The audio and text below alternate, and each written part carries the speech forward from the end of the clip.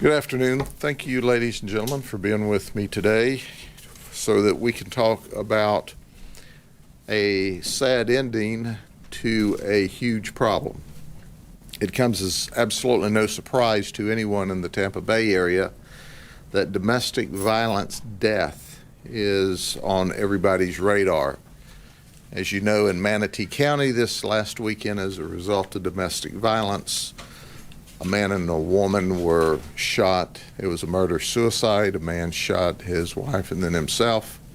And then, of course, there was a Hillsborough deputy and his wife in Pasco County, where he shot and killed his wife and shot himself and left 3 children. Domestic violence is, and I underscore, one of the most dangerous calls that we respond to, and last night was no exception. Once again, we had a person in a jealous rage. Now, let me take you back just only a few weeks when a person in a jealous rage thought his girlfriend got into an Uber, and he chased the Uber down, texting that he was going to shoot the Uber driver and her. And he ended up dead. So what does Lindsay Collins do last night? Lindsay Collins is 25 years of age.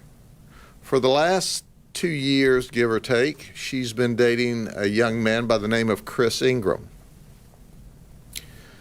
And about 1 to 2 months ago, they broke up.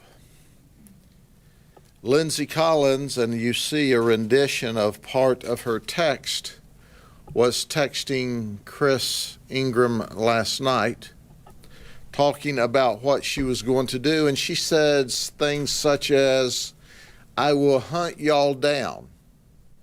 I will kill her. I will take her life and mine. You can watch. I don't care." We also know that just a few weeks ago, Lindsay rammed Chris's truck while he was in it. And last night about 10:30, Lindsay showed up at Chris's residence, and the people at the residence was obviously Chris Ingram and his roommate, a guy by the name of, I believe, Musselman. She arrived in a jealous rage, went into the house, totally out of control, started stripping the sheets off of Chris's bed, put a belt around her neck, and Chris wrestled with her and took the belt away. She became more animated and at some point in time produced a butcher knife. She ran Chris's roommate out of the house with a butcher knife. In fact, he hid in the boat. Chris also ran out of the house and was summoning law enforcement. While he was summoning law enforcement, and you'll hear it on the tapes, you'll hear him say, she's tearing up my truck. Deputies arrived, a single deputy. As the deputy arrived, put the car in park, stepped out of the vehicle, introduced himself to Chris. In less than a minute, she sprints from the house through a dimly lit area, and the deputy sees her coming. As she runs in front of the headlights of the patrol car, the deputy can see she's holding a knife over her head and charging toward Chris. She actually starts to run past the deputy, and she's chasing Chris full on with a knife in stabbing fashion.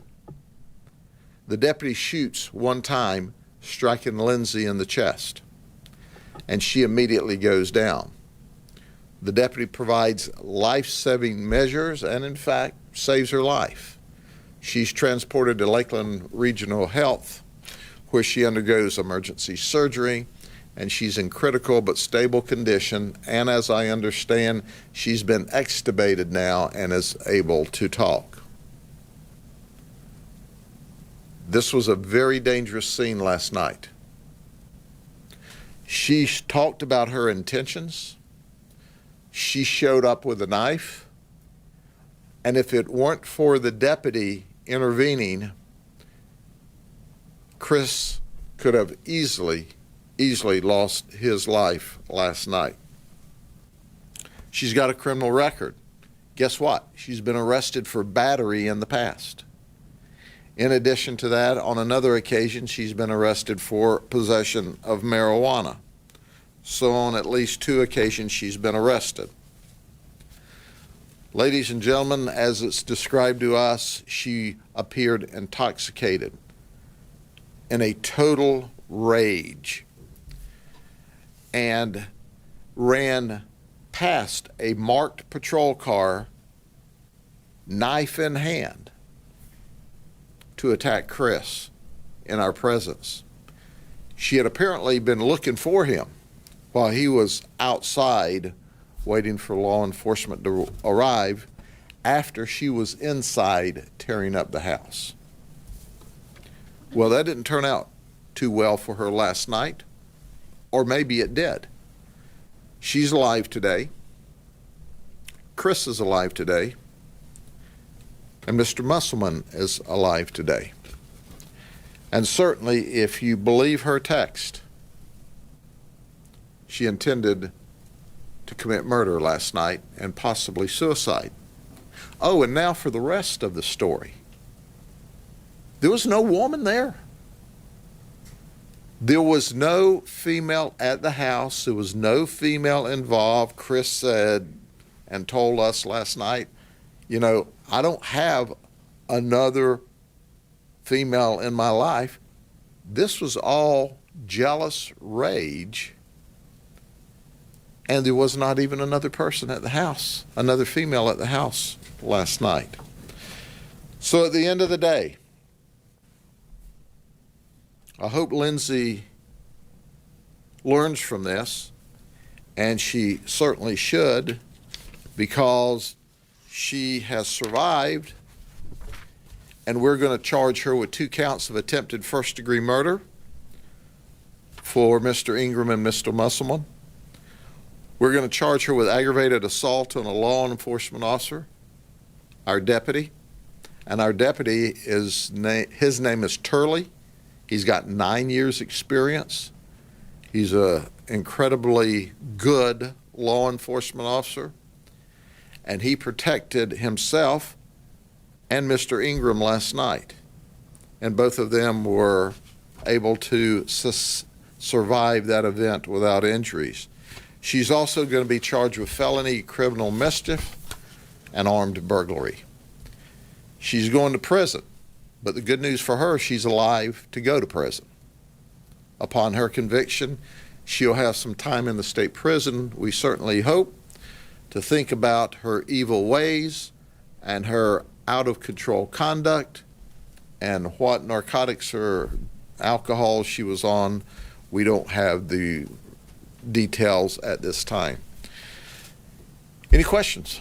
So, Sheriff, we talked to a neighbor who said he heard, and that he's not sure it's true, that maybe her parents had come over to Chris's house over the weekend to talk to him about having a Baker Act.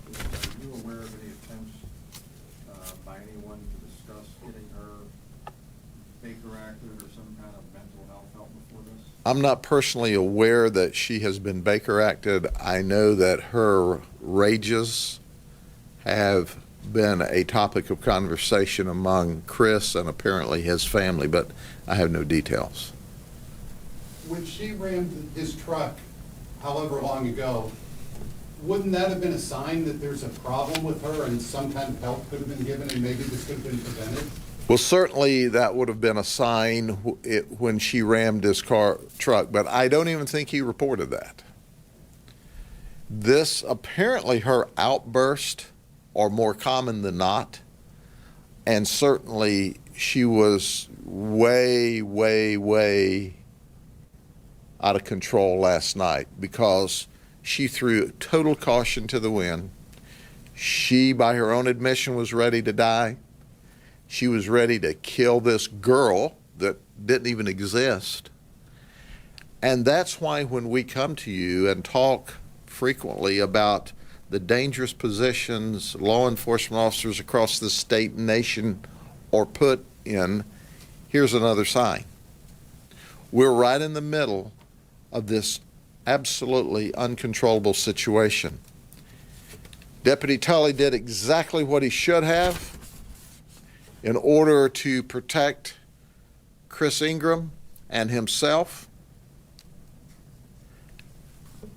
They're alive and well, and Lindsay's alive, and that's fortunate for her and her family as well. So the reminder is this. When we show up at these events, we want to help people. We don't want anybody to be hurt, but we're darn sure not going to let you stab us, shoot us, stab other people, shoot other people. Our job is to protect, and that's what our deputy did last night. Any other questions? Brady, you talk about she may be in a mental state, may not be, maybe drug induced, maybe you don't know. What type of care is she going to get now, in the county or the state? Well, what she's going to get is obviously the very best treatment. And Lakeland Regional Medical Center is a trauma center and a remarkable medical facility. We're going to ensure she gets the best treatment. And as soon as she's medically fit, she will be transferred to our infirmary where she will be taken care of by physicians and nurses. And unless she makes bond, she'll be there until the day she's tried for 2 counts of attempted murder. And your deputy, I'm sure you're going to offer him mental assistance as well. What occurs, we have a normal protocol that when you're involved in an extremely violent situation occurs, and this protocol automatically kicks in. First off, there's a criminal investigation into the event by our homicide team, who are the best talented, best trained, most experienced detectives. Second, we have an administrative investigation that occurs to make sure all policies, protocols, procedures were appropriate and followed. And if they weren't, that's documented. Third, the state attorney's office does an independent investigation, and they were called and were at the scene with us last night. It's standard protocol that the state attorney's office is notified and does an independent investigation on each of these events. Fourth, before our deputy can return to work, it is mandated that he have a session, a counseling session with our psychiatrist, so the psychiatrist can say, here's the emotional feelings that you'll have after having to use deadly force to protect someone else. Because I can tell you, no one gets out of a dangerous event like this unscarred. For all of us who have been involved in one of these events in the past, we all recognize it's highly stressful. No one takes this job and thinks, gosh, one day I'll get to shoot somebody. In fact, our prayer is just the opposite. We start this career and pray we can get through an entire career without having to use potentially deadly force. Last night, our deputy did a remarkable job, and we'll make sure that he has all the support in order for us to get him back to work as soon as possible. Anything else? Brady, while you're there, would you also make a comment on the mayor that recently passed? Sure. On another subject, Mayor J.R. Sullivan recently passed. J.R. was a dear friend of mine. He spent most of his adult life serving the people of Eagle Lake, which is a small town. He and I both loved the Andy Griffith Show, and he considered Eagle Lake his Mayberry. And in many ways, it absolutely was. JR not only served as a police officer and a lieutenant, but the chief of police. After being the chief of police, he was elected to the city commission. The first time he ran, the vote was 111 to 111. He won by a coin toss. The next times, and he was elected 2 more times, he ran once in a landslide, and the other time he wasn't even opposed. He was the mayor of Eagle Lake when he passed away. He has 2 wonderful kids, 2 beautiful grandchildren, and a wonderful wife who, by the way, retired from the sheriff's office after 34 years. JR was a funny man. He often spoke of how he and his wife met in jail.